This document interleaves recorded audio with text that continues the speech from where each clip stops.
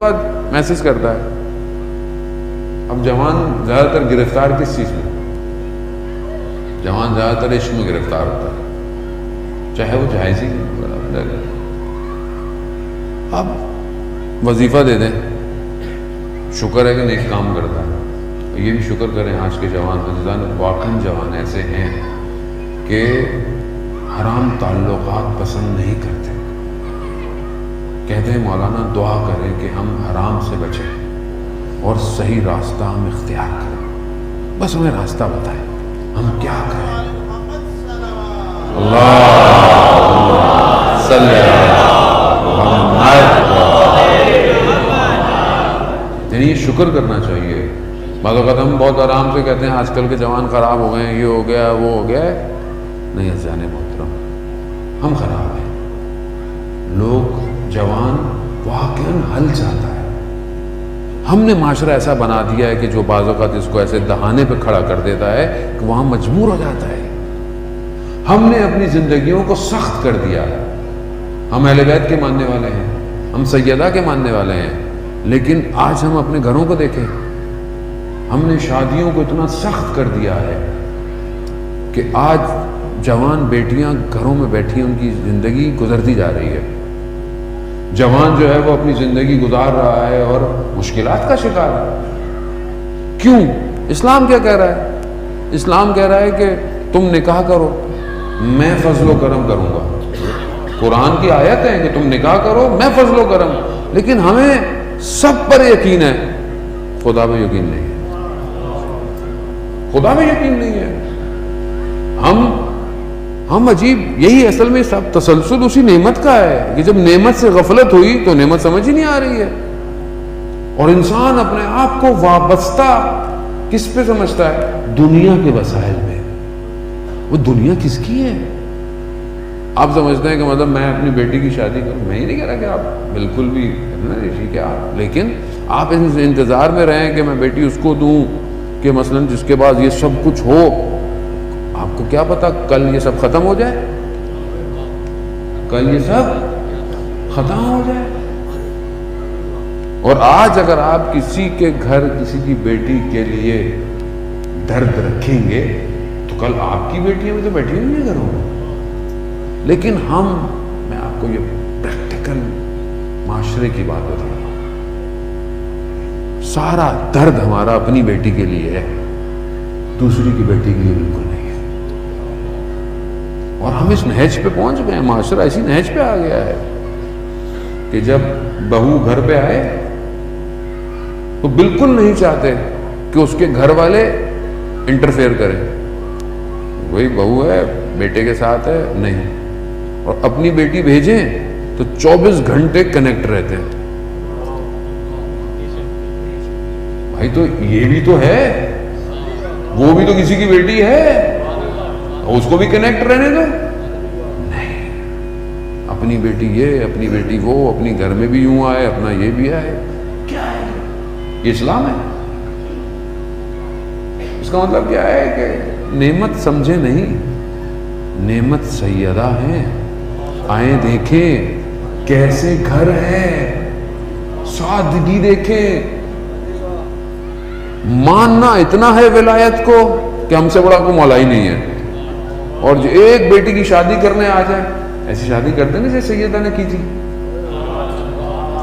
بھئی ہمت ہے؟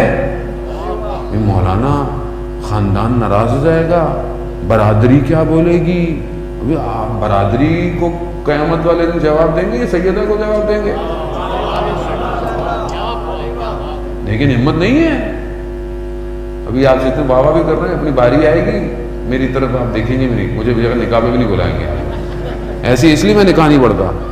یہ میں اس لیے آن ریکارڈ کہہ رہا ہوں کہ لوگ مجھے بہت کہتے ہیں کہ نکاح پڑھیں، میں اس لیے نکاح نہیں پڑھتا کہ خدا نخواستہ نکاح پڑھنے میں کباہت نہیں ہے، اچھی بات ہے، تو عبادت ہے. ہاں رشتے کے لیے دعا کرتا ہوں، وظیفہ بھی دے دوں گا آپ کو، لیکن کیونکہ اجتماع ظاہر میں کچھ اور ہے، باطن میں کچھ اور ہے. ایک حدیث کے ساتھ گھر میں ہو جائے گی، ایک منقبت چل جائے گی کہ سیدہ کے ساتھ ہے علی کی شادی، بس. باقی سیرت کہاں ہے، یہ گھر کہاں ہے؟ نہیں. اور جسے ہم نے جہیز بنایا ہوا ہے بیوی کو کیا ملا جہیز میں؟ کیا ملا جہیز میں؟ نہیں، وہ مولانا سیکیورٹی ہوتی ہے نا. آپ ٹھیک ہے، باپ اپنی بیٹی کو دے جو وہ افورڈ کرتا ہے، لیکن ایسا تو نہ کرے نا اسے قرضے لینے پڑ جائیں. ایسا تو نہ کریں کہ اگر اس کی 2-3 بیٹیاں ہیں تو ساری زندگی مقروض رہے. یہاں مولا کائنات اپنی ذرا بیچ کے جب رشتہ مانگا رسول کے بعد، یا رسول اللہ میرے پاس تو کچھ نہیں ہے، گھوڑا ہے، تلوار ہے اور ذرا ہے. کہا علی ذرا کو بیچو. ذرا کو بیچ کر آدھے پیسوں سے چیزیں خریدی رسول. آدھے پیسوں سے کہا کہ کھانے پینے کا انتظام کرو. اب یہ ہمیں اور یہ آج کل والدین کو بھی سوچنا چاہیے. یہ بڑا بہت ایک مبتلا بے ایشو ہے ہماری کمیونٹی کا عزیزان محترم. یعنی کیونکہ لوگ مراجع کرتے ہیں، لوگ ہم سے زیادہ بہت کانٹیکٹ کرتے ہیں، اس لیے مجھے مجبوراً بہرحال آج یہ بات کہنی پڑ گئی کہ ہم آسانیاں پیدا کریں، آسانی پیدا کریں جوانوں کے لیے تاکہ یہ گناہوں میں مبتلا نہ ہو. دشمن ان کو گناہوں میں، دشمن کیا کہتا ہے؟ حرام تعلقات رکھو. صبح شام فلم، ڈرامے، media, Netflix, Instagram, Facebook, YouTube کیا کر رہا ہے؟ نامحرم تعلقات، حرام تعلقات رکھو.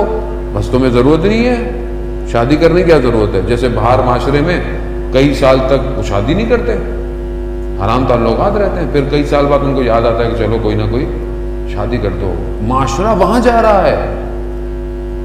اور کل معاشرے میں جب حرام نفوذ کر جائے گا تو اس طرح آپ عزاداری میں نہیں بیٹھ پائیں گے، کیونکہ دشمن چاہتا ہی یہی ہے کہ حرام کو معاشرے میں ڈال کر ان کی دین کی روح چھین لو. آج آپ کو نظر آتے ہوں گے نا معاشرے میں بہت سارے لوگ کہ ارے مجلس میں کیا حجاب کیا، پردہ کیا، چھوڑیں. کیوں ہے یہ؟ اسی وجہ سے. عزیزان محترم، آسانیاں پیدا کریں. اور ماں باپ کو چاہیے کہ بہرحال اتنا تھوڑا بہت کریں.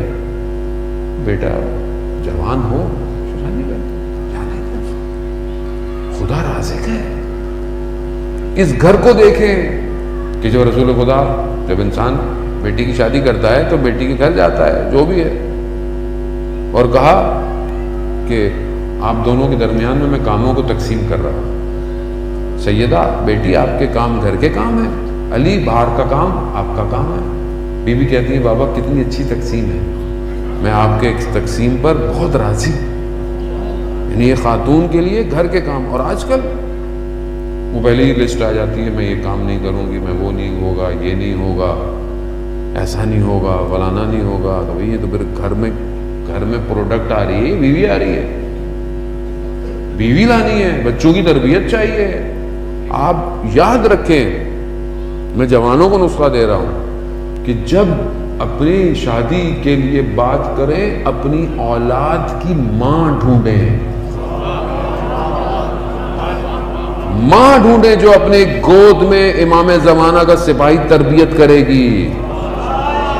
اللہم صلی علی محمد وآلِ محمد. تو اب آپ کو پتہ چل جائے گا پھر آپ کو کیا لے کر آنا ہے. اور والدین کو بھی چاہیے کہ بچوں کی تربیت ایسی کریں.